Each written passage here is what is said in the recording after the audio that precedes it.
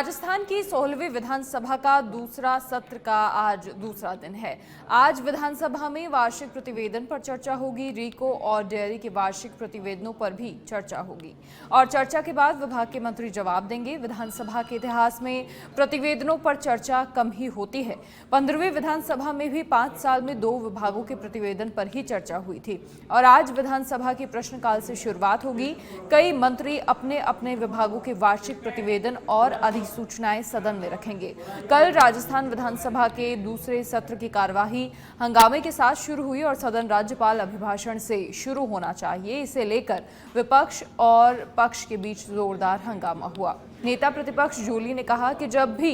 नया सत्र शुरू होगा राज्यपाल के अभिभाषण से होना चाहिए। संविधान को चैलेंज किया जा रहा है। इससे पहले भी 1993 में भी यही स्थिति हुई थी। स्पीकर, इसका परीक्षण कराइए और हम संविधान की लड़ाई लड़ने आए हैं। ऐसे में स्पीकर देवनानी ने कहा कि सदन की कार्यवाही चलने दीजिए। संसदीय कार्य मंत्री जोगाराम पटेल ने कहा कि सदन की कार्यवाही विधि अनुसार शुरू हुई है। राज्यपाल का अभिभाषण एक बार होता है, वो हो चुका है। ये सत्र संवैधानिक है। नेता प्रतिपक्ष संविधान का आभार लेकर कानून का गलत व्याख्या कर रहे हैं।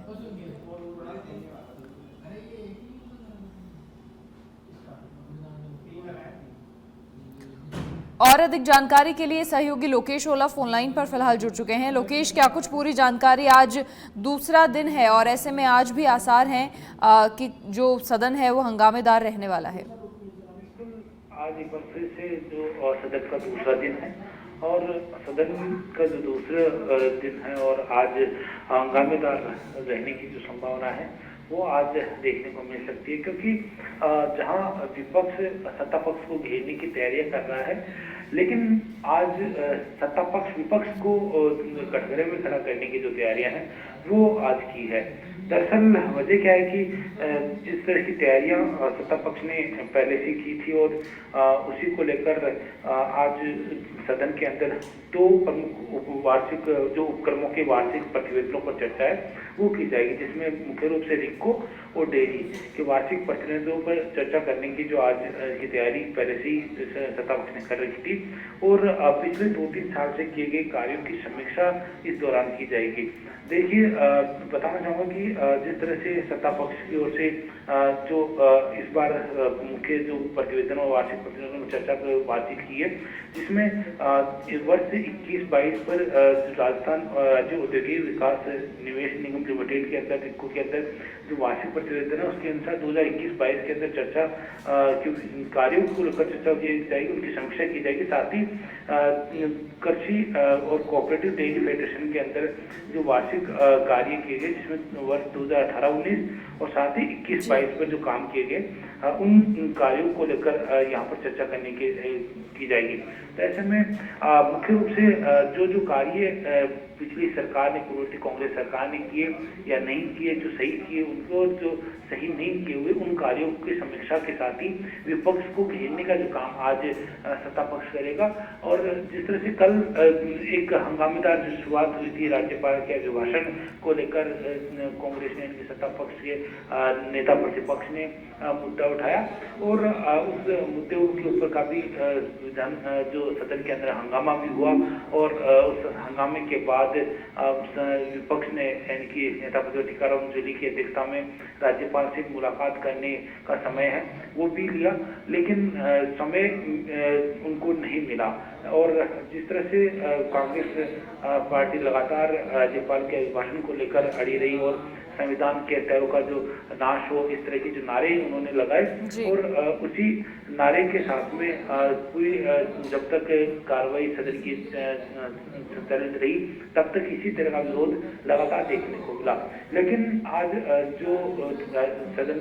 के अंदर जिन वार्षिक प्रतिवेदनों पर चर्चा की जाएगी, तो ऐसे में पूर्ववर्ती सरकार के कामकाज की समीक्षा के साथ ही सत्ता पक्ष आज विपक्ष को घेरने की तैयारी कर रहा है। तो ऐसे में आज एक बार फिर से सदन के अंदर हंगामा होने की जो संभावना है वो काफी देखने को मिल सकती है। जी लोकेश, इस बार चौंकाने वाला तथ्य सामने आया कि बजट सत्र में जब सरकार से जवाब मांगा जाता है तो विपक्ष आगे होता है, लेकिन इस बार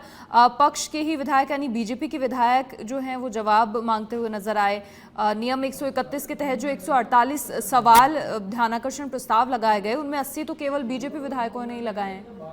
सही कहा कि जो ध्यान आकर्षण जो प्रस्ताव लगाए जाते हैं और जो प्रश्न लगाए जाते हैं उनमें इस बार बीजेपी के विधायकों ने अधिक प्रश्न लगाए। हालांकि कांग्रेस की ओर से भी अलग जो प्रश्न लगाए गए हैं उनमें टेक्निकल सवाल काफी अधिक बताए जा रहे हैं और जो सवाल इस बार पूछे गए उनके करीब 92% सवालों के जवाब है वो विधानसभा की कार्रवाई शुरू होने से पहले ही प्राप्त हो चुके थे। और इस बार जिस तरह से जो सदन के अंदर सत्ता पक्ष और विपक्ष के विधायकों के द्वारा जो सवाल पूछे गए हैं उसमें मुख्य रूप से जनहित से जुड़े हुए मुद्दे और सवाल वो अधिक देखने को मिलेंगे। लेकिन जिस तरह से सवालों को लेकर कहा कि आपने कि जो सवाल लगाए उनमें अधिकांश बीजेपी के विधायकों के हैं तो अधिकांश जो सवाल पूछे गए हैं वो पूर्ववर्ती सरकार से जुड़े हुए कामकाज और साथ ही जो जिन क्षेत्रों के अंदर अधिक विकास हुए हैं, जब बात करें तो जो नवगठित जो जिले थे उनको लेकर और अन्य प्रमुख मुद्दों को लेकर इस तरह के सवाल जवाब है वो किए गए हैं। लेकिन इस बार जो सदन है वो विपक्ष भी काफी अधिक मजबूत देखने को मिल रहा है क्योंकि जिस तरह से लोकसभा चुनाव के परिणाम देखने को मिले और 11 सीटें इंडिया अलायंस राजस्थान की लेकर 11 सीटें लेकर की तो उसके बाद काफी कॉन्फिडेंट नजर आ रहा है विपक्ष भी और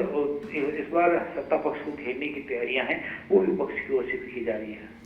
लोकेश, देखिए राजस्थान विधानसभा की जो कार्य संचालन और सदन की बैठकों को लेकर जिस तरीके का रवैया अपनाया जा रहा है क्योंकि अब आज के बाद सदन सीधा 10 को जब बजट पेश होगा 6 दिन की छुट्टी कर दी गई शुरुआत से ही।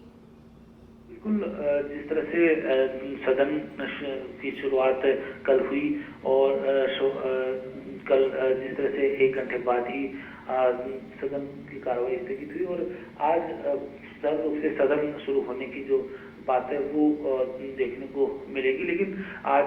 जो जिन वार्षिक प्रतिवेदनों पर चर्चा की जाए उसमें भी काफी बहस की उम्मीद है वो देखने को मिल सकती है। साथ ही बात करें तो 6 दिन के अवकाश के बाद सदन बजट सत्र के साथ में शुरू होगा, बजट के साथ शुरू होगा तो 6 दिन के जो अवकाश इसमें शनिवार और रविवार के 2 दिन के अवकाश है और इसी के साथ में जो सदन के अन्य जो कार्यवाही है उसको लेकर पहले से ही तय समय के अनुसार तय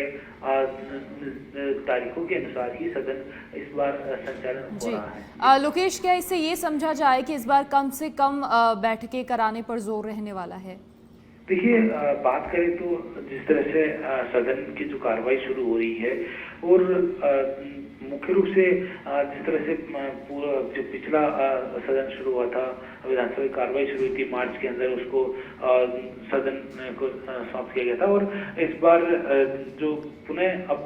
3 जुलाई से ये सदन का दूसरा सत्र शुरू हो रहा है तो शुरू हुआ है तो इस सदन के अंदर भी अधिक से अधिक दिनों तक सदन की जो कार्रवाई है वो चलने की संभावना देखने को मिल सकती है क्योंकि सत्ता पक्ष और साथ ही विपक्ष दोनों सदन की अधिक से अधिक कार्रवाई चलने की जो मांग है वो लगातार कर रहे हैं और जिस तरह से विधानसभा अध्यक्ष वासुदेव देवनानी ने भी पहले भी कहा था कि हम